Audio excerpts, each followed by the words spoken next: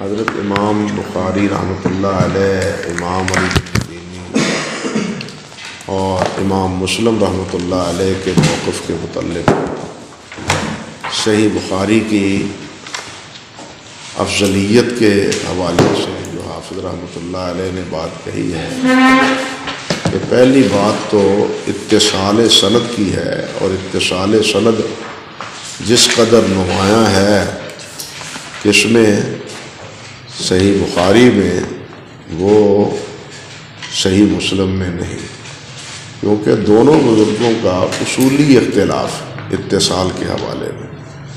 امام مسلم رحمۃ اللہ علیہ معاشرت کو کافی سمجھتے ہیں اکثر و بیشتر، لیکن امام بخاری رحمۃ اللہ علیہ وہ کم سے کم ایک بار سماع کو اتصال کے لیے ضروری سمجھتے ہیں۔ اللہ اکبر کبیرہ۔ اصل میں بات یہ ہے کہ یہ قواعد اور ضوابط جو ہے نا وہ ظن غالب کی بنیاد پر ہوتے ہیں۔ اب آپ سوچیں کہ ایک سماع ایک دفعہ ہو گیا، سماع ہوا، اب اس سے یہ کیسے لازم آ گیا کہ ساری روایتیں انہوں نے اس سے سنی، ساری روایتیں اس کی جو ہے نا وہ ان سے سماع ثابت ہے۔ ایک مجلس میں سماع ہو گیا تو تمام روایات انہوں نے اس کے سنی ہیں، اسی مجلس میں انہوں نے استاد صاحب نے بیان کر دی اور انہوں نے شاگرد نے سب کی سب سن لی کہ جتنے بھی اب ان سے وہ روایتیں بیان کرتے ہیں وہ کیا ہیں، محمول علی سماع ہے۔ لیکن سماع کی وجہ سے ظن غالب پیدا ہو گیا کہ یہ اس سے سنا ہے، بات سمجھے؟ سماع کی وجہ سے ظن غالب پیدا ہو گیا جو پہلے محض مظنون کے دائرے میں تھا، جو پہلے صرف مظنون کے دائرے میں تھا، لیکن سماع کی وجہ سے یہ ظن وہ جو ہے وہ ظن غالب کی صورت میں تبدیل ہو گیا۔ اس لیے ہم کہتے ہیں کہ یہ روایت بھی محمول علی السماع ہے۔ اللہ اکبر کبیرہ۔ تو پہلا مسئلہ یہی اتصال سند کا تھا، جس کے مالہ و ما علیہ پر کچھ ضروری باتیں ہیں آپ کے گوش گزار کر چکا ہوں۔ یہ جو شیخ ابو علی حلبی رحمۃ اللہ علیہ نے حضرت شیخ البانی رحمۃ اللہ علیہ کے حوالے سے ایک نسخہ آپ کے پاس ہے نا، شیخ ابو علی حلبی کا کسی کے پاس اور بھی ساتھی کے پاس ہے نہیں ہے؟ انہوں نے جو اعتراض کیا ہے شیخ البانی رحمۃ اللہ علیہ نے، تو میں نے ذکر کیا تھا کہ وہ سارا اس لفظ کے پس منظر میں اعتراض ہے کہ حافظ رحمۃ اللہ علیہ نے یہاں لفظ لقاء استعمال کیا ہے، یہاں اس مبحث میں لفظ لقاء استعمال کیا ہے، ملاقات، اور یہی اسی بنیاد پر انہوں نے پھر اعتراض کر دیا کہ لقاء کو سماع تو لازم نہیں ہے، حالانکہ میں نے عرض کیا تھا کہ امام بخاری کا مسئلہ جو مسلک ہے یا موقف ہے وہ محض لقاء نہیں ہے بلکہ سماع ہے، اور حافظ سخاوی رحمۃ اللہ علیہ نے بھی اس بات کی صراحت کی ہے کہ ہمارے استاد ابن حجر کا یہ جو لفظ ہے اس سے مراد سماع ہے، محض لقاء نہیں ہے۔ یہ سخاوی نے فتح المغیث میں بات کہی ہے، صفحہ 314 جلد اول میں۔ اللہ اکبر کبیرہ۔ آگے ہے وَأَمَّا رُجْحَانُهُ مِنْ حَيْثُ الْعَدَالَةِ وَالضَّبْطِ، رہ گیا ضبط اور عدالت کے لحاظ سے، تو کہتے ہیں اس کو ترجیح ہے من حیث العدالت والضبط، ضبط کی وجہ سے بھی اور عدالت کی وجہ سے بھی بخاری کو جو ہے نا وہ ترجیح ہے صحیح مسلم پر۔ کیوں؟ فَلِأَنَّ الرِّجَالَ الَّذِينَ تُكَلَّمَ فِيهِمْ، کیونکہ ان میں جو متکلم فی رجال ہیں، من رجال فَلِأَنَّ الرِّجَالُ الَّذِينَ تُكَلَّمَ فِيهِمْ مِنْ رِجَالِ مُسْلِمٍ أَكْثَرُ عَدَدًا مِنَ الرِّجَالِ الَّذِينَ تُكَلَّمَ فِيهِمْ مِنْ رِجَالِ الْبُخَارِي۔ کہتے ہیں کہ جن راویوں پر کلام ہوا ہے، فی الجملہ جن راویوں پر بخاری یا مسلم کے راویوں پر جن پر کلام کیا گیا ہے، ان میں صحیح مسلم کے جو راوی ہیں وہ تعداد میں زیادہ ہیں جن پر کلام ہوا ہے صحیح بخاری کے راویوں سے، صحیح بخاری کے راویوں سے صحیح مسلم کے راوی جو ہے نا وہ زیادہ ہیں۔ حافظ ابن حجر رحمۃ اللہ علیہ نے النقط میں یہ بات واضح کی ہے، اور اس میں بھی کیا نام ہے آپ کا فتح الباری کے مقدمے میں وہ فرماتے ہیں کہ کل راوی جن پر کلام ہے وہ 435 راوی ہیں، 435 راوی ہیں، اور ان میں جو متکلم فی ہیں اللہ اکبر کبیرہ وہ کتنے ہیں؟ متکلم فیہم جو ان دونوں میں متکلم ہیں وہ 80 راوی ہیں، اور جن میں منفرد ہیں امام مسلم رحمۃ اللہ علیہ وہ کہتے ہیں کہ 620 رجلا انفرد مسلم، جن میں امام مسلم جو ہے نا وہ منفرد ہیں۔ متکلم فی گویا کل 437 ہیں، اور ان میں متکلم فی میں مسلم میں جو ہے وہ کل کتنے ہیں؟ اللہ آپ کا بھلا کرے، وہ 160 ہیں۔ یہ مقدمہ فتح الباری لائے نا، مقدمہ فتح الباری اس میں بھی ہے، اور اسی طرح یہ النقط میں پہلی جلد میں بھی ہے۔ اللہ اکبر کبیرہ، اللہ، یعنی بخاری مسلم سے منفرد جن راویوں میں ہے وہ 400 کتنے ہیں؟ 35 ہیں۔ اللہ اکبر کبیرہ۔ یہ بھی کہتے ہیں کہ امام بخاری کے تو 435 ہیں، امام مسلم کے 620 ہیں، امام مسلم کے زیادہ ہوئے نا۔ ہاں اسی لیے نا 620 ہے ان کے، ان میں متکلم فی راوی 400 سے اوپر ہیں اور وہاں 600 سے اوپر ہے۔ یہ ہے بات۔ ان الذین انفرد البخاری بالاخراج لهم دون مسلم 400 وبضع وثلاثون رجلا المتکلم فیہم بالضعف منهم 70 رجلا، جن میں امام بخاری منفرد ہیں اور ان سے امام مسلم نے روایت نہیں لی، وہ کتنے ہیں؟ 400، آگے بضع وثلاثون 35، 30 سے اوپر، اور ان میں متکلم فی کل کتنے ہیں؟ 80 راوی، اور جن سے امام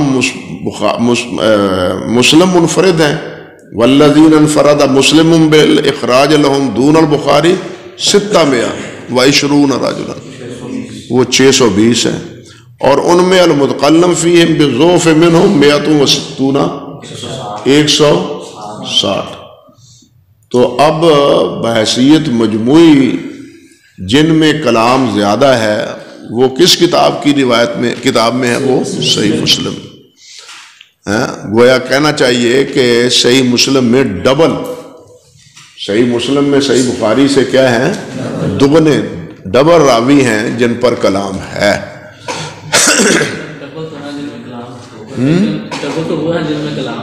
ہاں، لیکن جو منفرد ہیں وہ تو زیادہ ہیں۔ وہ منفرد ہونا علیحدہ مسئلہ ہے، جن پر کلام ہے وہ ڈبل ہے، دونوں میں 120 اور 80 تقریباً۔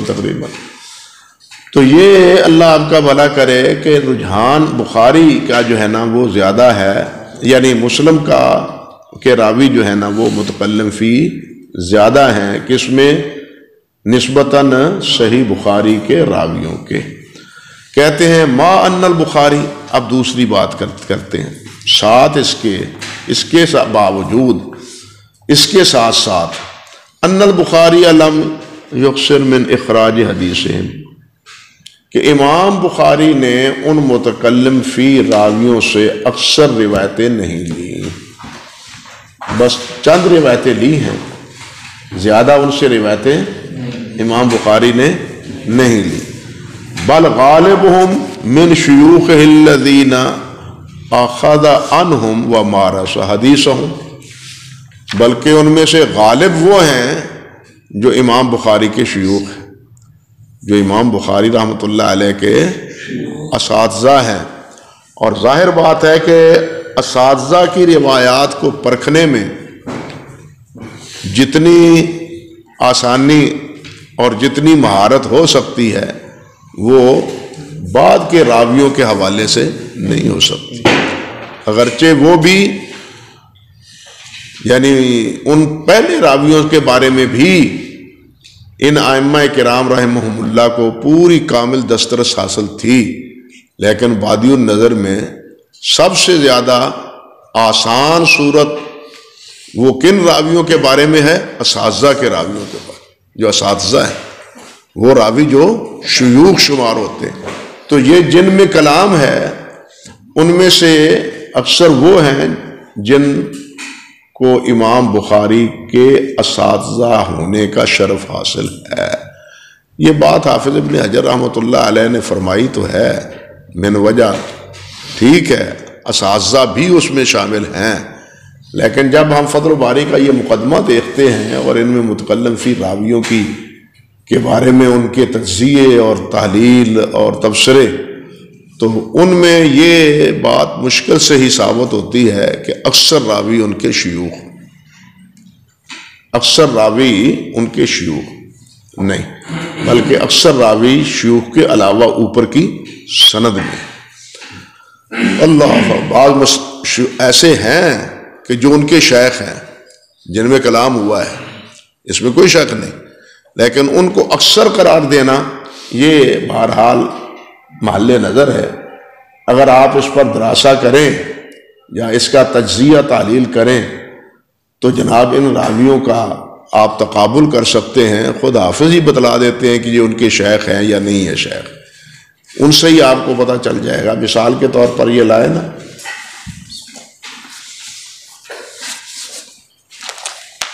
یہ کہنے کو تو حافظ رحمۃ اللہ علیہ نے یہ بات فرمائی ہے، اب یہ ہیں، اللہ آپ کا بھلا کرے۔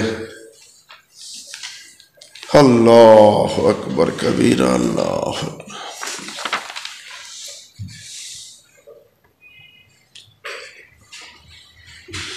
اب یہ پہلے ہی راوی دیکھ لیں، احمد بن بشیر ہیں، احمد بن شبیب ہیں، احمد بن صالح مصری ہیں، احمد بن ابی طیب ہیں، یہ ابتدائی راوی جو ذکر کیے حافظ رحمۃ اللہ علیہ نے، کہ اسی طرح احمد بن عاصم ہیں، تو یہ تمام جو ہیں ایسے نہیں ہیں کہ جن کے بارے میں کہا جائے کہ یہ امام بخاری رحمۃ اللہ علیہ کے اساتذہ ہیں۔ ابتدائی راوی چند دیکھ لیں تو ان سے یہ بات جو ہے نا واضح ہو جاتی ہے کہ یہ اکثر جو ہے نا یہ حافظ امام بخاری رحمۃ اللہ علیہ کے کیا ہیں؟ اساتذہ نہیں ہیں۔ اساتذہ شامل ہیں جن میں کلام ہے، لیکن اکثر کا حکم لگانا یہ بہرحال مراجعت کی اس کی میں ضرورت ہے۔ بل غالبہم من شیوخہ الذین اخذ عنہم ومارس حدیثہم بخلاف مسلم فی الامرین، برعکس امام مسلم کے دونوں معاملوں میں، کہ امام بخاری امام مسلم وہ ضعیف راویوں سے نادر نہیں بلکہ بہت سی روایتیں لاتے ہیں۔ جو متکلم فی راوی ہیں، جو متکلم فی راوی ہیں ان سے بہت سے روایتیں لاتے ہیں، اور جن پر کلام ہے وہ شیوخ بھی نہیں ہیں، وہ پہلے طبقے اور پہلے درجے کے ہیں۔ اب دیکھیے مثال کے طور پر حافظ امام مسلم رحمۃ اللہ علیہ یہ روایتیں لائے ہیں، اللہ آپ کا بھلا کرے، سہیل بن ابی صالح عن ابی ہریرہ۔ سہیل بن ابی صالح ان ابی ہریرہ کے واسطے سے روایتیں لائے. اللہ اکبر کبیرہ. سہیل بن ابی صالح ان ابیہ ان ابی ہریرہ. اسی طرح حماد بن سلمہ ان ثابت ان انس. اسی طرح ابو زبیر ان جابر. ان اسانید سے صحیح مسلم میں باکثرت روایتیں ہیں، لیکن امام بخاری اس طریق سے لائے ہی نہیں کوئی روایت. نہ حماد بن سلمہ کے واسطے سے، نہ ابو زبیر کے واسطے سے، اور نہ ہی سہیل بن ابی صالح کے واسطے سے. مگر ان تینوں اسانید سے امام مسلم رحمۃ اللہ علیہ بہت سی روایتیں لائے، حتیٰ کہ کہتے ہیں کہ ابو زبیر کی روایتیں تو 100 سے بھی زیادہ ہیں، جو صحیح مسلم میں 100 سے بھی زیادہ ہیں. تو یہ چیزیں ہیں جن کی وجہ سے اللہ آپ کا بھلا کرے. حافظ رحمۃ اللہ علیہ فرماتے ہیں کہ صحیح مسلم سے صحیح بخاری کی روایت کو ترجیح حاصل ہے. اللہ اکبر کبیرہ. اللہ. اور دوسری بات پھر یہ بھی ہے کہ امام بخاری رحمۃ اللہ علیہ جن متکلم فی راویوں سے روایت لیتے ہیں وہ روایت اکثر و بیشتر مطابعات اور شواہد میں ہوتی ہے. وہ اکثر روایتیں جو ہے نا وہ کس میں ہوتی ہیں؟ مطابعات اور شواہد میں ہوتی ہیں. لیکن امام بخاری مسلم رحمۃ اللہ علیہ ان اسانید سے، جس طرح میں نے پہلے ذکر کیا ہے سہیل کی روایتیں ہیں یا حماد کی روایتیں، ان سے وہ استدلال بھی کرتے ہیں. تو یہ پہلو بھی ترجیح کا باعث ہے. صحیح بخاری کی کتاب، صحیح بخاری کی جو ہے نا اس کی ترجیح کا باعث ہے. اللہ اکبر کبیرہ. اللہ اکبر کبیرہ. اللہ. زبیر کی سند پڑھ لیتے ہیں. جی ابو زبیر کی سند ایک بات. ابو زبیر ان جابر. ابو زبیر محمد بن مسلم بن تدرس ہے نا، ابو زبیر کی سند. اللہ اکبر. بلکہ یہ ابو زبیر کا ایک نسخہ ہے حضرت جابر سے. ابو زبیر کا ایک نسخہ ہے. ابو زبیر نے حضرت جابر سے سماع کیا ہے. محمد بن مسلم بن تدرس، تے کے ساتھ. اور اس نسخے سے سماع کیا ہے شعبہ نے بھی. اسی لیے شعبہ کہتے ہیں کہ ابو زبیر سے جو میری روایتیں ہیں وہ سب محمول علی السماع ہے. شعبہ اسی لیے کہتے ہیں کہ میری جتنی ابو زبیر سے یا قتادہ سے یا ابو اسحاق سے روایتیں ہیں وہ سب کس پر ہیں؟ محمول علی السماع ہے. البتہ یہ جو ہے کیا اللہ آپ کا بھلا کرے، امام ابو نعیم وہ امام حاکم، امام ابو عبداللہ الحاکم معرفت و علوم الحدیث میں کہتے ہیں کہ ابو زبیر مدلس نہیں ہے، کہ ابو زبیر مدلس نہیں ہے، کیونکہ اصل اعتراض ابو زبیر کی تدلیس پر ہے. ابو زبیر کا سماع ہے حضرت جابر رضی اللہ تعالیٰ عنہ سے، بلکہ حضرت جابر رضی اللہ تعالیٰ عنہ سے انہوں نے روایتیں ان کی مجلس میں لکھی ہیں. نسخہ ہے ان کا ایک، جس کا سماع میں نے جیسے ذکر کیا امام شعبہ نے کیا ہے. اللہ اکبر. لیکن ابو عبداللہ الحاکم معرفت و علوم الحدیث میں کہتے ہیں کہ ابو زبیر مدلس نہیں ہے. مگر حافظ ابن حجر رحمۃ اللہ علیہ نے طبقات المدلسین میں بھی اور نقط میں بھی امام حاکم کی تردید کی کہ نہیں، ابو زبیر تدلیس کرتے ہیں. یہ طبقات المدلسین میں اور النقط میں. اللہ اکبر کبیرہ. بعض اور حضرات کی آراء بھی ہیں کہ ابو زبیر تدلیس نہیں کرتے، لیکن ابو زبیر تدلیس بہرحال کرتے ہیں. تفصیلی تذکرہ میں نے اس میں کیا، ایک کا نام ہے توضیح الکلام میں، توضیح الکلام. چلیے جناب آگے فرماتے ہیں رحمۃ اللہ علیہ وَأَمَّا رُجْحَانُهُ مِنْ حَيْثُ عَدْمُ الشُّذُوذِ وَالْإِعْلَالِ فَلِأَنَّ من تقد البخاری من الاحادیث اقل عددا ممن تقد علی مسلم. بالکل وہ راویوں کی طرح. پہلے مسئلہ تھا راویوں کی عدالت اور اس کے ضبط کے حوالے سے. راویوں کے ضبط اور عدالت کے اعتبار سے صحیح بخاری کے راوی کم ہیں جن پر کلام ہوا ہے نسبتاً صحیح مسلم. اب حدیث صحیح کے بارے میں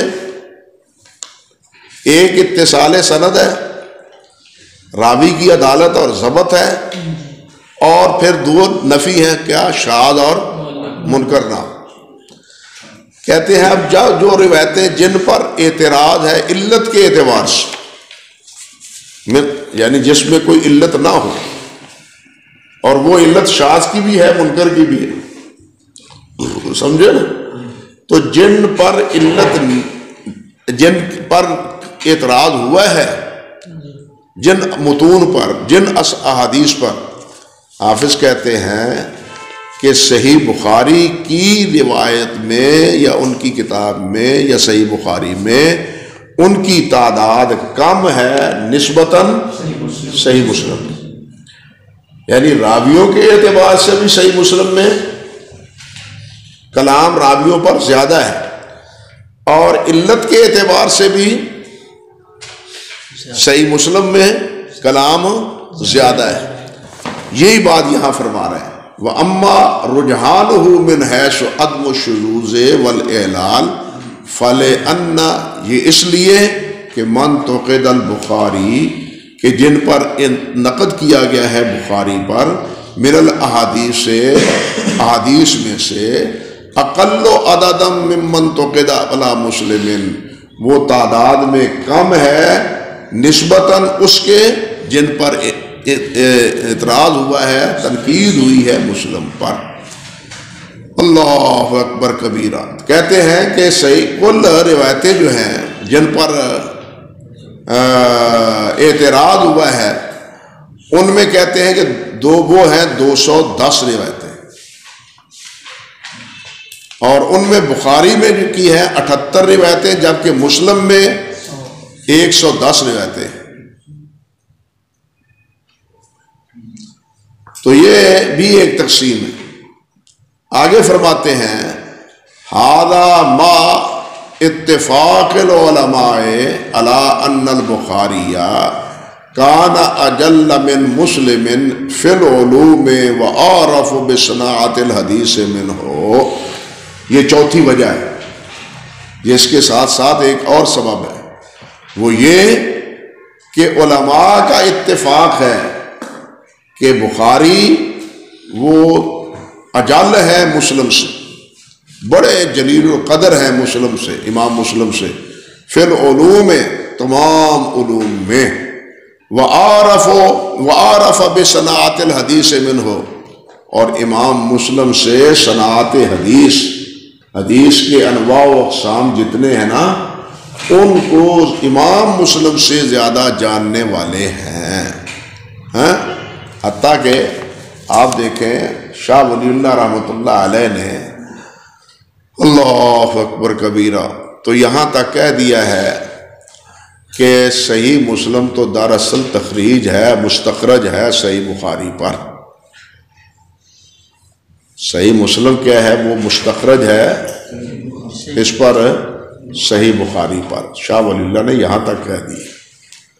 اور یہ بات تو ایک واضح سی بات ہے کہ امام مسلم رحمۃ اللہ علیہ کی جو کتاب الکناہ ہے وہ بھی دراصل کہتے ہیں کہ امام بخاری کی کتاب الکناہ کو سامنے رکھ کے لکھی گئی ہے. بالکل اسی طرح جس طرح ابن ابی حاتم رحمۃ اللہ علیہ کی الجرح والتعدیل جو ہے وہ امام بخاری رحمۃ اللہ علیہ کی کتاب التاریخ الکبیر کو سامنے رکھ کے لکھی گئی ہے. سمجھے؟ امام بخاری کی تاریخ الکبیر کو جس وقت امام ابو زرع اور امام ابو حاتم رحمہم اللہ نے دیکھا تو فرمانے لگے کہ ہم تو اس علم سے بے نیاز نہیں ہو سکتے، ہم اس علم سے بے نیاز نہیں ہو سکتے۔ تو ابو حاتم رحمۃ اللہ علیہ نے اپنے بیٹے عبد الرحمن بن ابی حاتم کو پاس بٹھایا اور کہا کہ پڑھو یہ تاریخ بخاری۔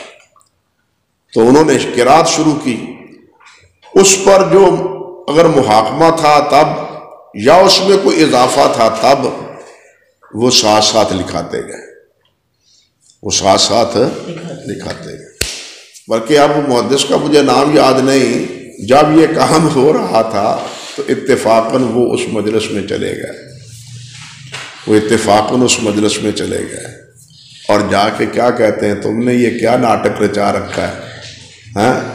یہ بخاری کی جو تاریخ الکبیر ہے اب اس کو اپنی طرف منسوب کرنا چاہتے ہیں، اب ہاں اس کو اپنی طرف منسوب کرنا چاہتے ہیں۔ حالانکہ امام بخاری سے پہلے یحییٰ بن معین کی بھی تاریخ ہے، امام احمد بن حنبل رحمۃ اللہ علیہ کی بھی کتابیں موجود ہیں، وہ اساتذہ ہیں۔ ابو زرع اور ابو حاتم تو معاصر ہیں، سمجھے نا، بلکہ ان سے چھوٹے ہیں کچھ، ابو زرع اور ابو حاتم امام بخاری رحمۃ اللہ علیہ سے۔ لیکن انہوں نے سوچنے کی بات یہ ہے کہ اصل اپنی کتاب کا کس کو بنایا؟ وہ امام بخاری کی تاریخ کو بنایا۔ اللہ اکبر کبیرہ۔ اب ابو علی النیسابوری ہی کا غالباً ابو احمد الحاکم فرماتے ہیں کہ اگر کوئی آدمی 30,000 احادیث لکھ لے، 30,000 احادیث لکھ لے تو وہ امام بخاری کی تاریخ الکبیر سے بے نیاز نہیں ہو سکتا۔ کیا مطلب اس کا؟ اس بات کا کیا مطلب؟ اس بات کا مطلب یہ ہے کہ 30,000 احادیث کی اسانید، 30,000، اب صحیح مسلم اپنے سب سے زیادہ بڑا ذخیرہ ہمارے سامنے تو امام مسلم امام احمد بن حنبل کا ہے نا، جس میں 25-27 احادیث ہیں علی حسب الاختلاف۔ تو گویا کہ 30,000 اسانید میں جتنے راوی آئیں گے ان راویوں کا تذکرہ وہ آپ کو صحیح بخاری امام بخاری کی تاریخ الکبیر میں ملے گا۔ ان راویوں سے پر تمہاری اطلاع کہ یہ راوی ہے، یہ راوی ہے، یہ راوی ہے، یہ راوی ہے، آپ ان راویوں سے آگاہی کے باوجود آپ امام بخاری کی تاریخ الکبیر سے بے نیاز نہیں ہو سکتے۔ پھر یہ علیحدہ مسئلہ ہے کہ امام بخاری رحمۃ اللہ علیہ نے خود فرمایا ہے کہ میں نے اس میں بڑا اختصار سے کام لیا ہے، اختصار سے کام لیا ہے، تفصیلی، ورنہ ہر راوی کے بارے میں میرے پاس واقعات اور ہر راوی کے بارے میں ہیں جو ہے نا روایات وہ میرے سامنے ہیں۔ یہ امام بخاری نے اختصاراً اس طرح ذکر کیا۔ لیکن جو ہمارے جیسے مبتدی آدمی ہیں وہ تاریخ بخاری کے ضرورت اور اہمیت کو نہیں سمجھ پاتا۔ وہ جب دیکھتا ہے میزان کو یا تہذیب التہذیب کو تو پھر وہ کہتا ہے لو وہ دے وچ تے کچھ بھی نہیں، جرا تعدیل دے الفاظ تھے انہاں کتاباں چ، ہاں، تو وہ تاریخ بخاری کی اہمیت کو نہیں سمجھتے یا نہیں سمجھتے۔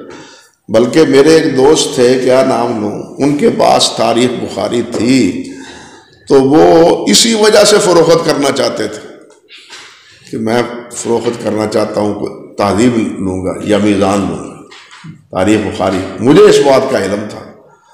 ادارہ جس وقت بنا نا ہمارا مینڈپوری بازار میں، تو مجھے پتا تھا کہ ہمارے پاس یا شیخ کے پاس تاریخ کبیر نہیں تھی، تو میں ان کے پاس چلا گیا۔ میں نے کہا حضرت صاحب وہ تاریخ کبیر آپ فروخت کرنا چاہتے تھے، آپ نے پچھلے سال ذکر کیا تھا، کتنے دام ہیں ان کے؟ تو جتنے انہوں نے پیسے طلب کیے میں نے دے دی اور کتاب تاریخ اٹھا لی۔ تو جو ہم جیسے مبتدی ہوتے ہیں نا وہ یہی سمجھتے ہیں تاریخ بخاری کی اس وقت ضرورت پڑتی ہے جس وقت شاذ و نادر راوی جو ہے نا وہ ان تہذیب تہذیب تو ہے سیاستہ کی، تہذیب تو ہے سیاستہ کے راویوں پر مشتمل، باقی جو ذخیرہ اتنا احادیث کا ہے ان کے راویوں کا تذکرہ تہذیب یا میزان میں تو نہیں ہے، وہ آپ کو کہاں سے ملے گا؟ وہ تاریخ بخاری سے ملے گا، جرح تعدیل سے ملے گا، یا یعقوب فسوی کی کتاب سے ملے گا، یا ابو زرع دمشقی کی کتاب سے ملے گا، سمجھے یا نہیں؟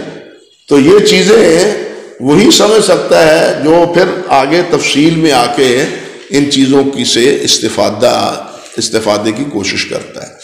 جو طالب علم ہوتا ہے بادی النظر میں کہتا ہے اس میں تو کچھ بھی نہیں، امام بخاری نے کہا روا عن فلان و عن فلان و عنہ فلان و عنہ فلان، بس اتنا کہہ دیتے ہیں یا کہاں کہیں کلام کر دیتے ہیں۔ تو یہ چیزیں امام بخاری کی تاریخ ہو یا اسی طرح دوسری کتابیں، تو خیر کہنے کا ہمارا جو موضوع ہے وہ یہ ہے کہ امام بخاری رحمۃ اللہ علیہ وہ عارف بصناعت الحدیث منہ، وہ صنعت حدیث کی جو فن ہے اس میں سب سے زیادہ ان کو امام مسلم زیادہ جاننے والے تھے، اور اس میں کہتے ہیں حافظ کے اتفاق ہے علماء کا، وَأَنَّ مُسْلِمًا تَلْمِيذَهُ وَخِرِّيجُهُ تَلْمِيذُهُ وَخِرِّيجُهُ، اور امام مسلم جو تو ان کے جناب کیا ہیں؟ شاگرد ہیں، اور ان سے کیا ہیں؟ لینے والے ہیں، ان سے اخذ کرنے والے ہیں۔ وَلَمْ يَزَلْ يَسْتَفِيدُ مِنْهُ، اور وہ ہمیشہ امام بخاری سے مستفید ہوتے رہے، فائدہ اٹھاتے رہے۔ جب امام بخاری نیساپور آئے ہیں پھر آ کے، تو پھر یہ امام مسلم امام بخاری کے ہو کے رہ گئے، امام بخاری کے ساتھ رہے۔ وَيَتَتَبَّعُ آثَارَهُ، اور وہ امام بخاری کے جو آثار جو علوم تھے ان کا تتبع کرتے، ان کے پیچھے چلتے۔ حتیٰ قال الدارقطنی، وہ یہاں تک کہ امام دارقطنی نے کہا لولا البخاری لما راہ مسلم ولا جاء، اگر بخاری نہ ہوتے تو امام بخاری مسلم کو اتنی اہمیت اور اتنی جگہ ولا جا، نہ یہ مرتبہ یا نہ یہ مقام ان کو اتنا حاصل ہوتا اگر امام بخاری رحمۃ اللہ علیہ نہ ہوتے، ان کے دامن میں، ان کے دامن کے ساتھ وابستہ اگر امام مسلم نہ ہوتے۔ امام دارقطنی رحمۃ اللہ علیہ کا یہ قول مختلف کتابوں میں، تاریخ بغداد میں بھی ہے، تہذیب وغیرہ میں تو ہے ہی ہے۔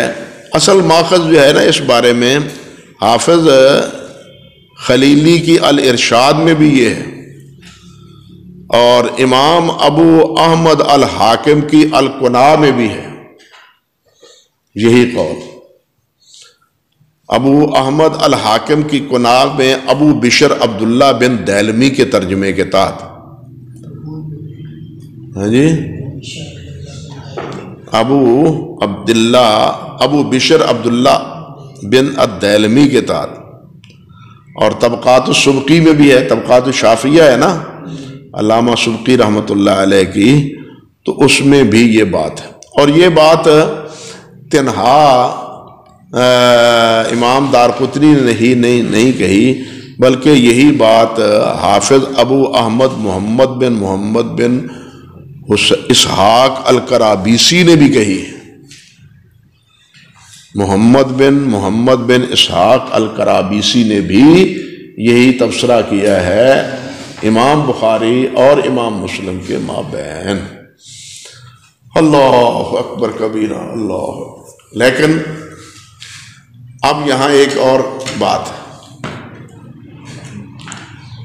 کہ امام زہری کے ساتھ جس وقت اختلاف ہوا ہے امام مسلم رحمۃ اللہ علیہ کا، اور امام مسلم سر پر اپنا کپڑا رکھ کے، اور امام زہری رحمۃ اللہ علیہ کے جو تھے نا نوٹس، یا ان کے کہنا چاہیے کہ لکھوائے ہوئی مرویات، اللہ اکبر، جن کو وہ اجزاء سے تعبیر کرتے تھے، وہ سارے کے سارے وہی رکھ کے آ گئے، لو جی میں دے چلے آئے۔ انہوں نے کہا تھا نا کہ جو امام بخاری کی ہم نوائی کرتا ہے وہ چلا جائے میری مجلس سے، بیٹھے رہے سارے، لیکن امام مسلم وہاں سے نکل گئے، اور ان کا جو ان سے جو پڑھا تھا، جو لکھا تھا، وہ بھی وہیں چھوڑ کے آئے۔ مجھے نہیں ضرورت آپ کے مرویات کی، میں جاتا ہوں امام بخاری کے پاس۔ اب حیرانی کی بات یہ ہے اور عجیب بات ہے کہ بعض حضرات نے یہ بات کہی اور اس کو ہمارے حنفی حضرات نے بڑا اچھالا کہ وقد انصف مسلم نے بڑا انصاف کیا ہے، یہ لفظ ہے، غالباً ذابی کے لفظ ہے۔ انصاف کیا کیا ہے کہ صحیح مسلم نے امام مسلم نے نہ امام زولی کی روایت لی ہے نہ امام بخاری کی لی،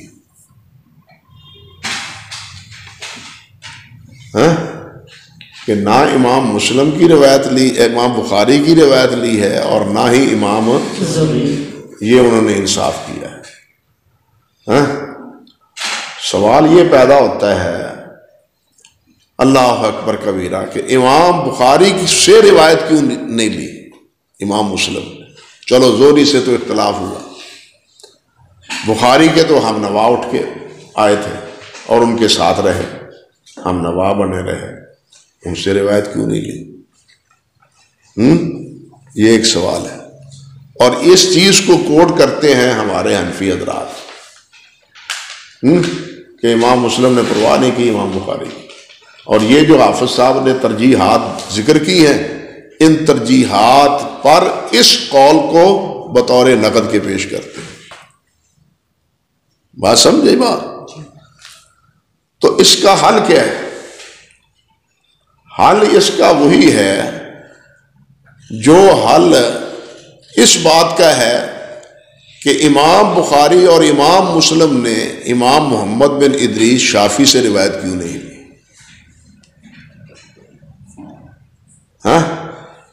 اور اس موضوع پر مستقل رسالہ لکھا ہے، میں نے پہلے بھی ذکر کیا تھا، کس نے؟ خطیب بغدادی نے، مسئلۃ الاحتجاج بالشافعی چھپا ہے، مسئلۃ الاحتجاج بالشافعی، یہ ادھر چھپا تھا۔ پھر ہمارے اللہ تعالیٰ غریق کے رحمت فرمائے سید عبدالشکور شاہ صاحب رحمۃ اللہ علیہ بڑے علم پرور تھے، بہت علم پرور تھے، پھر انہوں نے اس رسالے کو بھی چھاپا، مسئلۃ الاحتجاج بالشافعی۔ خلاصہ اس کا یہ ہے کہ اگر امام بخاری رحمۃ اللہ علیہ یا امام مسلم رحمۃ اللہ علیہ امام شافعی کے واسطے سے روایت لیتے تو وہ روایتیں نازل ہوتی، وہی روایتیں نازل ہوتی، جبکہ وہی روایتیں عالی سند کے ساتھ انہوں نے ذکر کی ہیں۔ بالکل امام بخاری اور امام مسلم اکثر اساتذہ میں مشترک ہیں، امام بخاری اور امام مسلم اکثر اساتذہ میں کیا ہیں؟ مشترک۔ اب جن اساتذہ سے امام بخاری نے لی ہے اور امام مسلم نے لی ہے، امام مسلم کو کیا پڑا تھا کہ وہ امام بخاری کے واسطے سے وہی روایت لیتے، بات سمجھے یا نہیں؟ امام مسلم کو کیا پڑا تھا؟ ایک سند نیچے آ جاتی، نادر سندے ہیں، لیکن یہ چیز حد الوسع وہ اس کا اہتمام کرتے ہیں۔ اس لیے امام مسلم رحمۃ اللہ علیہ نے امام بخاری رحمۃ اللہ علیہ کے واسطے سے روایت اس لیے نہیں لی کہ ایک واسطہ بڑھ جانا تھا، جبکہ وہی استاد امام مسلم کے بھی تھے۔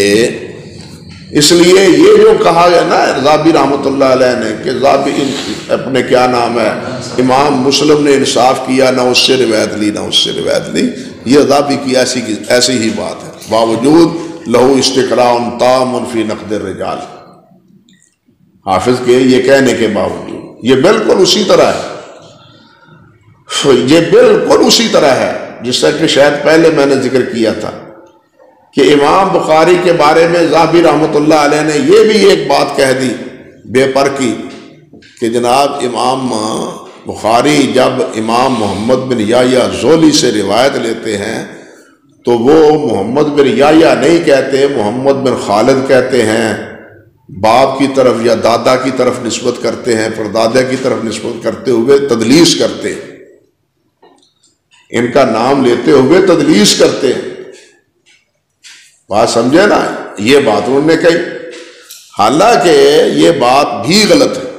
زابی رحمۃ اللہ علیہ کی ان کے باوجود تمام تر قلوب مرتبت کے یہ بات بھی ان کی صحیح نہیں ہے. اس لیے صحیح نہیں، دو باتیں. پہلی بات تو یہ کہ حافظ رحمۃ اللہ علیہ نے تہذیب میں یہ ذکر کیا ہے، اب وہ صفحہ تو یاد نہیں ہے مجھے، تہذیب میں یہ ذکر کیا ہے کہ امام بخاری رحمۃ اللہ علیہ کا یہ اسلوب تھا کہ راوی کا کئی مرتبہ نسبت اس کے دادے یا پردادے یعنی جد اعلیٰ کی طرف کر دیتے تھے، اور انہوں نے اس کی کئی مثالیں دی ہیں. مثال کے طور پر یہ ہے، یہ ہے، یہ ہے، یہ ہے، سمجھے نا؟ تو یہ حافظ رحمۃ اللہ علیہ نے ایک تو یہ ان کی بات ہے، اور دوسری بات یہ ہے، سوچنے کی بات یہ ہے کہ امام زولی سے امام بخاری کا اختلاف تو ہوا آخری دور میں جب نیساپور میں آئے ہیں، اور پھر نیساپور سے واپس آپ گئے ہی نہیں، خرتنگ گئے، اور خرتنگ میں وہ فوت ہو گئے.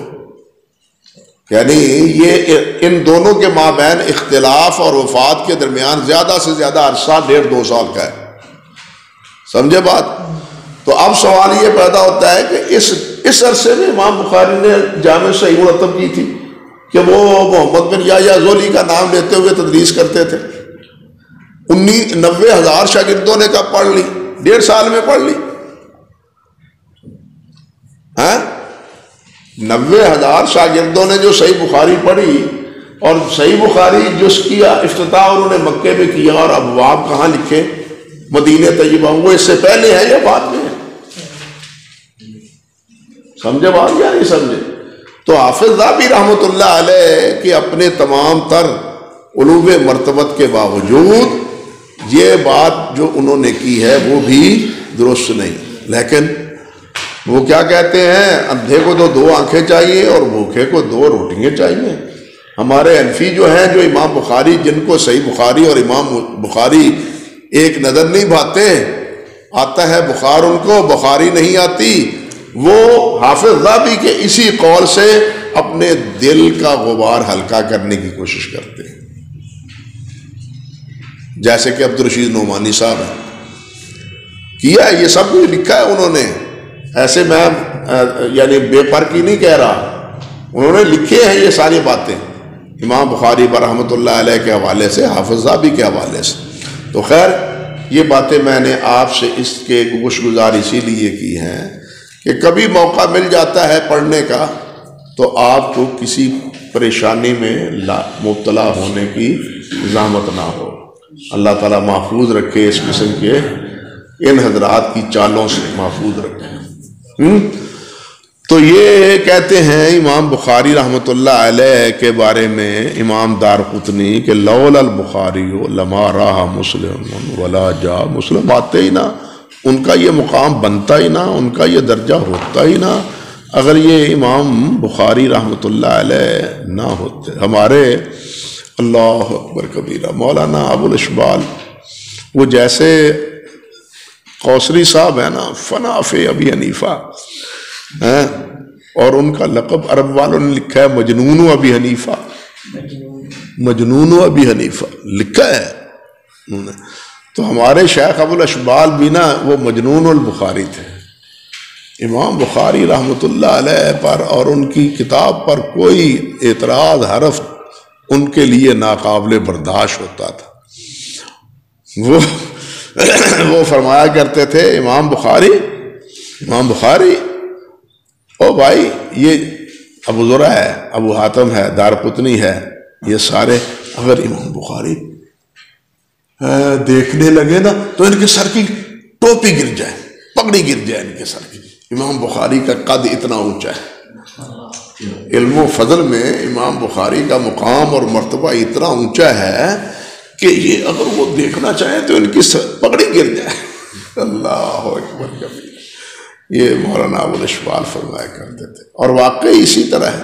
حافظ رحمۃ اللہ امام بخاری نے اب دیکھیے کتاب لکھی ہے صحابہ پر، صحابہ پر امام بخاری نے کتاب رکھا، حالانکہ صحابہ پر علی بن مدینی نے بھی کتاب لکھی، ہاں امام بخاری کے شیوخ نے اوروں نے بھی کتابیں لکھی، لیکن اب اس امام بخاری کی کتاب پر تبصرہ آپ صحابہ کے مقدمے میں پڑھ لیں کہ حافظ کیا کہتے ہیں؟ حافظ کہتے ہیں کہ صحابہ کے بارے میں امام بخاری نے ہمیں بے نیاز کر دیا، یعنی اس موضوع پر کتاب لے کے بخاری نے بے نیاز کر دیا۔ لکھنے والے اور بھی ہیں، بعد میں ترمذی نے بھی صحابہ پر کتاب لکھی، نام ان کے ہیں، دوسرے حضرات نے بھی، لیکن جو وقار مقام امام دارقطنی امام بخاری کی کتاب کو انہوں نے دیا ہے، دوسروں کا نام ہی نہیں لیا۔ یہی کیفیت امام بخاری رحمۃ اللہ علیہ کی دوسری کتابوں کی ہے، صرف صحیح بخاری نہیں، یعنی صحیح بخاری صرف اکیلی یہی نہیں، باقی تصانیف کی بھی یہی پوزیشن ہے۔ امام بخاری واحد ہیں جنہوں نے خلق و افعال العباد لکھی، کسی نے اس موضوع پر کوئی بات لکھی نہیں۔ امام بخاری ہیں سب سے پہلے جنہوں نے سب سے پہلے، اللہ آپ کا بھلا کرے، یہ کیا ہے کتاب الہبہ لکھی۔ اب حالانکہ کتاب الہبہ پر امام وکیع کی بھی کتاب ہے، لیکن اس میں حافظ لکھتے ہیں کہ صرف 5 یا 6 مرفوع روایتیں ہیں، یہاں 300 سے اوپر ہیں، سمجھے یا نہیں؟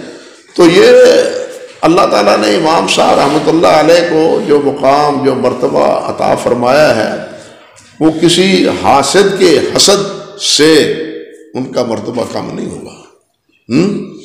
وہ اپنا ہی کہنا چاہیے کہ سینہ جلائے گا، امام بخاری کا کچھ نہیں بگڑے گا رحمۃ اللہ علیہ۔ اللہ اکبر، اللہ اکبر کبیر۔ اور بعض تو بڑے بڑے عجیب عجیب لطیفے ہیں۔ یہ کیا نام ہے، السیر و اعلام النبلاء میں غالباً اسی قسم کا ایک لطیفہ ہے کہ ایک حنفی کے ساتھ بات ہوئی کسی آپ جیسے حدیث کے طالب علم کی، تو اس نے کہا صحیح بخاری میں ایسے ہے، وہ کہنے لگا امام بخاری نے یہ، امام ابو حنیفہ نے یہ کہا ہے، صحیح بخاری کی یہ حدیث ہے، انہوں نے اس کو ضعیف کہا ہے۔ امام ابو حنیفہ نے بخاری کی حدیث کو ضعیف کہا ہے۔ عجیب عجیب لطیفے۔ اور ایک لطیفہ تو اس سے بھی بڑا ہے، ایک حنفی سے یہ سیر میں ذکر کیا ہے، تاریخ میں بھی ایک حنفی سے مناظرہ ہوا اپنے اس پر فاتحہ خلف الامام پر، تو وہ کہنے لگا فاتحہ خلف الامام، فاتحہ سورۃ فاتحہ، اور سورۃ فاتحہ تو نازل ہی حضرت عمر فاروق کے دور میں ہوئی۔ حول ولا قوت الا باللہ۔ اب یہ قصہ کیسے ہے، کیا نہیں، زابی نے نقل کیا ہے سیر میں بھی اور تاریخ میں بھی،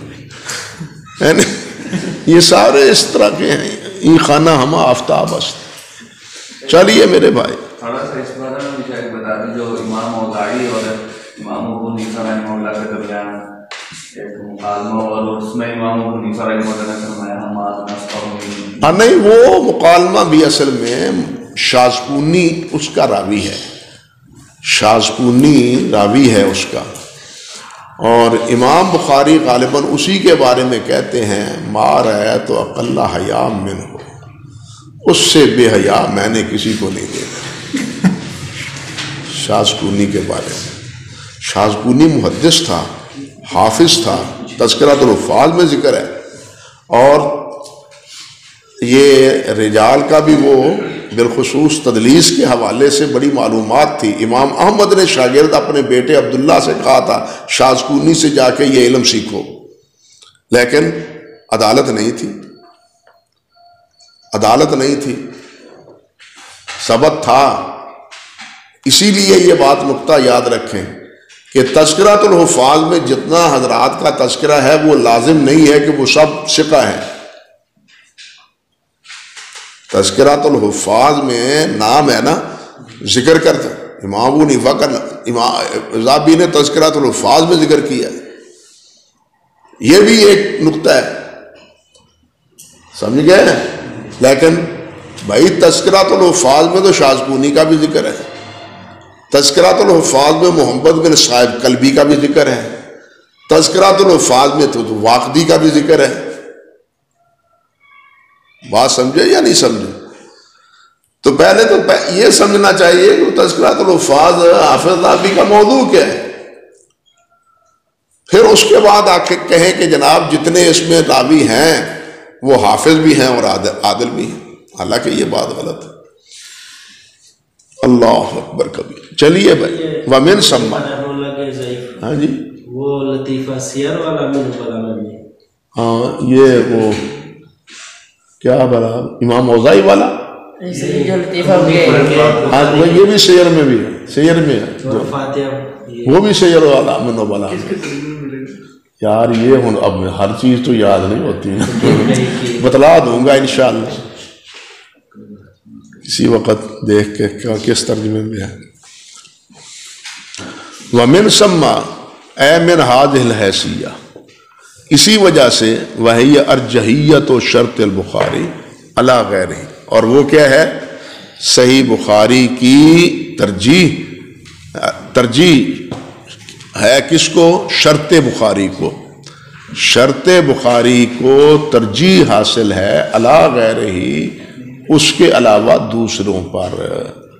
اب دوسرے علی غیرہ ہی سے مراد امام مسلم بھی ہیں، اور صحیح پر لکھنے والے باقی تمام حضرات محدثین بھی ہیں۔ رات میں ایک کتاب دیکھ رہا تھا، بڑے بڑے عجیب باتیں دیکھنے میں آتی ہیں بسا اوقات، اور حیرانی ہوتی ہے کہ بڑے بڑے علماء یہ باتیں لکھ دیتے ہیں سمجھ سے بالا تر۔ وہ کہتے ہیں کہ صحیح کا اعلیٰ مرتبہ وہ ہے جس کو امام ابو زرع نے، ابو حاتم نے، علی بن مدینی نے، امام احمد نے، یحییٰ بن معین نے، امام بخاری نے، امام مسلم نے، ان حضرات سب نے صحیح کہا۔ صحیح حدیث کے اعتبار سے انہوں نے درجات بیان کیے، اور ان میں سے جناب سب سے اعلیٰ درجہ تو متواتر کا ہے، اور دوسرا درجہ جن کو یہ تمام جہافظہ ائمہ محدثین اور ائمہ علل جس کو صحیح کہیں، دوسرا درجہ اس کا ہے۔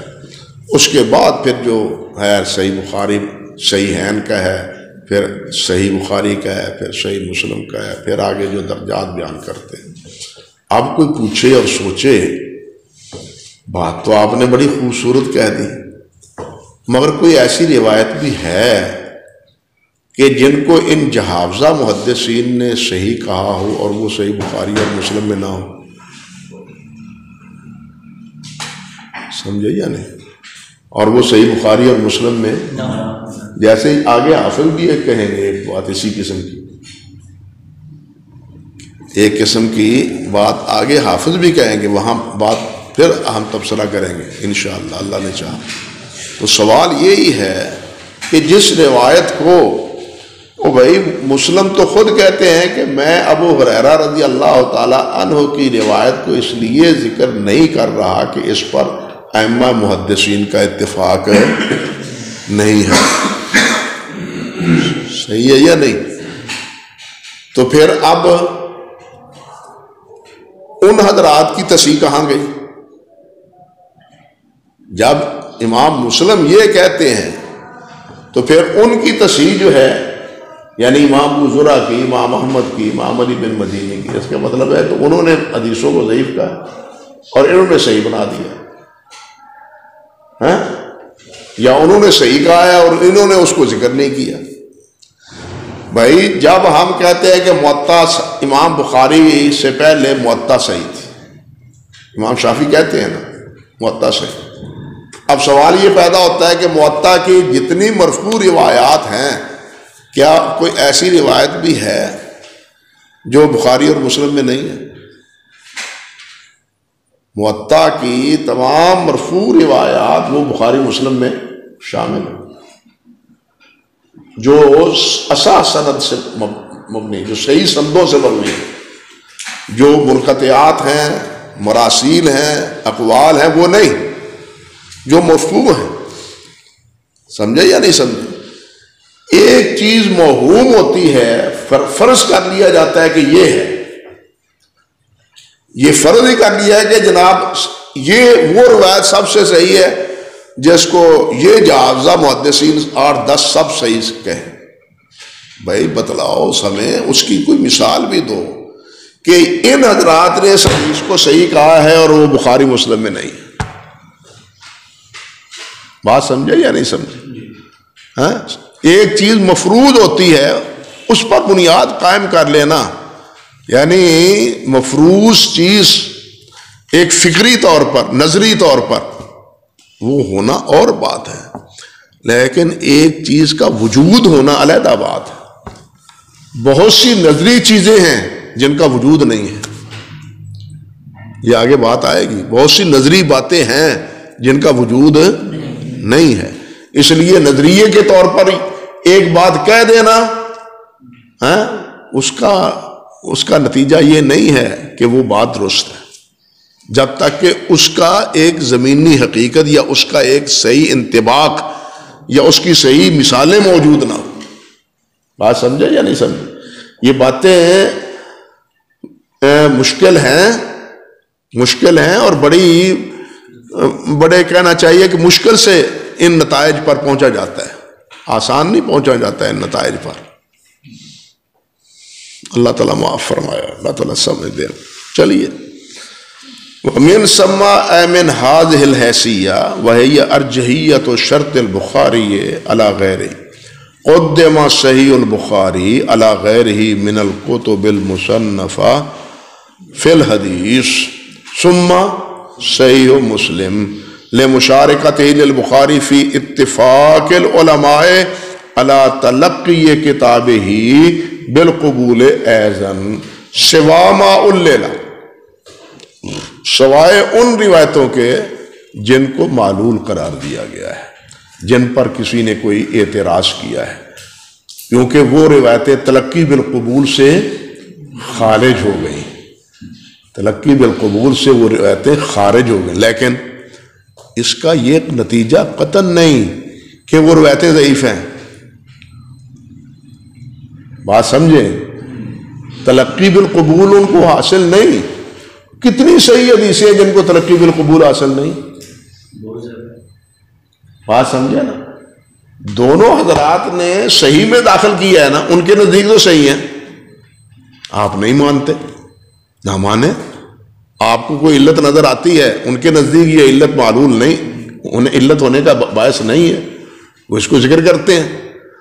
تو ان کے اعتراض سے یہ تو ہوا کہ تلقی بالقبول یا اجماع نہ رہا ان روایتوں کی صحت پر، بات سمجھے نا؟ یہ نہیں کہ وہ روایتیں ضعیف ہو گئیں، دونوں باتوں میں فرق ہے۔ یہ لوگ حضرات یہاں بھی دلیل کرتے ہیں، وہ جی امام بخاری امام مسلم نے 200 سے زیادہ روایتوں پر اعتراض کیا، امام دارقطنی نے، بھائی اعتراض کیا ہے امام بخاری امام دارقطنی نے، تو کیا وہ جتنا روایتوں پر اعتراض کیا ہے وہ سب کی سب ضعیف ہے؟ بلکہ یہ بات بھی آپ کے ذہن میں رہنی چاہیے کہ انور شاہ کشمیری مرحوم نے، اللہ بخشش فرمائے، ہم سب کی غلطیاں اللہ معاف کرے، انہوں نے تو کہا ہے کہ امام دارقطنی نے کسی متن پر اعتراض نہیں کیا صحیح ہے ان کی، سوائے ایک روایت کی، اور وہ روایت مسلم کی، وہ روایت کیا ہے؟ مسلم کی ہے۔ صرف مسلم کی ایک روایت پر متن کے اعتبار سے دارقطنی نے اعتراض کیا، باقی ان کے اعتراضات اسانید کے اعتبار سے، یہ سند نہیں چاہیے، اس سند کی بجائے یہ راوی چاہیے، اس راوی میں یہ کمزوری ہے، بھئی اس راوی کی کمزوری کی وجہ سے ضعیف سے روایت ہو گئی، جبکہ اس کے مطابقات موجود ہوتے ہیں، شواہد موجود ہوتے ہیں، کیونکہ امام بخاری منکر روایت تو لاتے ہی نہیں، بات سمجھے یا نہیں سمجھے؟ منکر روایت تو لاتے ہی نہیں، جو متکلم فی راوی ہو اس کی منکر روایت تو لاتے ہی نہیں، مطابقات موجود ہوتی ہیں، سمجھے؟ تو انہوں نے کہا کشمیری صاحب رحمۃ اللہ علیہ نے کہ سوائے ایک روایت صحیح مسلم کی کہ باقی تمام اعتراضات کا تعلق اسانید سے ہے، متون سے نہیں، انہوں نے تو یہ کہا۔ اب جس روایت کے بارے میں انہوں نے یہ کہا کہ یہ متن کے بارے میں ہے، اب اس کی اگر حقیقت تفصیل دیکھنا چاہیں تو میرا وہ جو مقالہ آخری جلد میں چھپا ہے نا مقالات میں امام دارقطنی کے حوالے سے، اس میں دیکھ، سب باتیں یاد نہیں رہتی، اس میں دیکھ لیں، سمجھے بات؟ اگر آپ کے پاس کوئی وقت قیمتی مل جائے، قیمتی وقتوں میں سے آپ کو کچھ نہ کچھ وقت، وہ کیا ہوتا ہے دل لگانے کے لیے، دل لگانے کے لیے. یہ بات میں ایسے نہیں کر رہا، مزاحن نہیں کہہ رہا. اصل میں انسان پڑھتا پڑھتا تھک جاتا ہے نا، تو اس کے بعد سونے کے لیے آدمی کو نیند جلدی نہیں آتی. آپ جب کام کریں گے نا لکھنے پڑھنے کا، تو پھر آپ کو اس کا تجربہ ہوگا، پھر ذہن میں گھومتا ہے یہ بات کہاں ہوگی، اس کو ایسے لکھا ہے، نہیں ایسے لکھنا چاہیے تھا، فلاں چیز ہے وہ کہاں ملے گی، یہ ذہن میں ساری سرکت جگہ، نیند نہیں آتی. اب اس ذہن کو بدلانے کے لیے نا، وہ جیسے آپ چٹنی استعمال کرتے ہیں نا ذائقہ بدلنے کے لیے، تو اس قسم کی کچھ چھوٹی چھوٹی اردو کی کتابیں وہ چٹنی کے طور پر سونے سے پہلے دیکھ لیا کریں، تاکہ ذہن جو پہلے ایک کام کی طرف مصروف ہے نا، اس سے بٹ جائے اور آپ کو نیند آ جائے. اگر موبائل چلا لیا جائے تو یہ زہے نصیب، پھر یہ زہے نصیب. تو یہ میں بھی اسی طرح کرتا ہوں، یہ صرف آپ کو بتلا ہی نہیں رہا، میں خود بھی اسی طرح. اس وقت کوئی رسالہ دیکھ لیا، ہفت روزہ ہوا، ماہ نامہ ہوا، یا اخبار جمعے کے روز آتا ہے وہ ہوا آخر وقت میں. تو یہ ایک ترکیب ہے، سمجھے یا نہیں؟ تو آپ کا اگر قیمتی وقت آپ کو نہ ملے تو سوتے ہوئے ہی کم از کم یہ دیکھ لیں تو آپ کو چیز وہ مل جائے گی انشاءاللہ العزیز. چلیے بھائی، ثم یقدم فی الارجحیات من حیث الاصحیہ ما وافقہ شرطہما. کہتے ہیں ثم پھر اس کے بعد مقدم کی جائے گی ترجیح میں اصحیت کے اعتبار سے ما وافقہ، جو اس کے موافق ہے، شرط ہما، ان دونوں کی شرط کے مطابق. وہ روایت پھر کیا ہوگی؟ مقدم ہوگی جو بخاری اور مسلم کی شرط کے مطابق ہے. اب سوال یہ پیدا ہوتا ہے کہ امام بخاری اور مسلم کی شرط کیا ہے؟ بظاہر تو امام مسلم نے صرف تھوڑی سی بات کی ہے، امام بخاری نے صرف نام رکھنے میں بات ذکر کی ہے، اپنے تمام شروط امام بخاری نے ذکر نہیں کی. لیکن امام بخاری رحمۃ اللہ علیہ کے اسلوب سے اہل علم نے ان کی شروط کو کیا کیا ہے؟ ذکر کیا ہے. یہ بالکل اسی طرح ہے شرط کے علاوہ جس طرح بعض حضرات نے یہ چیزیں نکالی ہیں، فتح الباری کو پڑھا، عمدۃ القاری کو پڑھا، ارشاد القاری کو پڑھا، ان کتابوں کو پڑھنے کے بعد پھر ایک ذہن بنتا ہے کہ امام بخاری رحمۃ اللہ علیہ نے یہ حدیث ذکر کی ہے یا اس باب میں ذکر کی ہے، تو یہ کیوں ذکر کی ہے؟ جس کو کہتے ہیں کہ وہ مناسبت تو باب کے ساتھ، اس پر بھی مستقل کتابیں ہیں. ابن منیر کی سب سے پہلی کتاب ہے جو بہت اچھی ہے، اور آخر میں یہ حضرت شاہ ولی اللہ رحمۃ اللہ علیہ کی ہے. اس کے بعد میں بھی لام الدراری کے مصنف رحمہ اللہ نے بھی اس پر کتاب لکھی ہے، اور بھی بعض میں حضرات نے اس پر قلم اٹھایا ہے.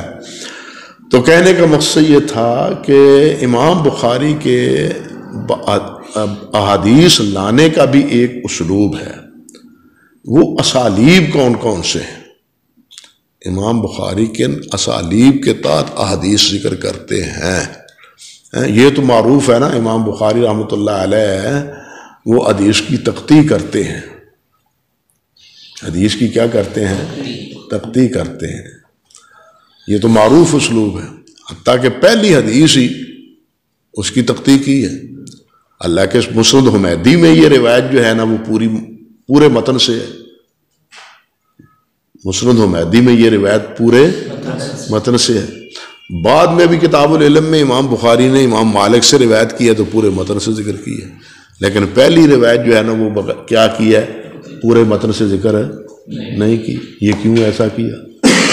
تو یہ ایک اسلوب ہے امام بخاری کے یعنی احادیث لانے کا، اور اس پر بھی علماء نے کتابیں لکھی ہیں، اور حافظ رحمۃ اللہ علیہ ایسے مواقع پر بتلاتے ہیں کہ امام بخاری کا یہ اسلوب ہے۔ یہ جب تک اسلوب امام بخاری کا سمجھ نہ پائے تو انسان بہت سی غلط فہمیوں کا شکار ہو جاتا ہے۔ سمجھے بات؟ اللہ اکبر۔ تو اب کیا شروط کیا ہیں؟ تو اس پر دو حضرات نے مستقل کتابیں لکھی، ایک امام محمد بن طاہر مقدسی نے شروط الائمہ، اور دوسری امام محمد بن موسیٰ الحازمی نے۔ ایک محمد بن طاہر المقدسی نے اور دوسری محمد بن موسیٰ الحازمی۔ ان دونوں حضرات نے شروط الائمہ کے نام پر کتابیں لکھی ہیں کہ امام بخاری یا امام مسلم کی شروط کیا کیا ہیں۔ باقی اس حوالے سے جو باتیں ہیں آگے انشاءاللہ وہ ہم آگے دیکھیں گے، کیونکہ یہ مسئلہ بھی خاصا اہم بھی ہے اور اس کے ساتھ ساتھ خاصا زیر بحث بھی ہے انشاءاللہ۔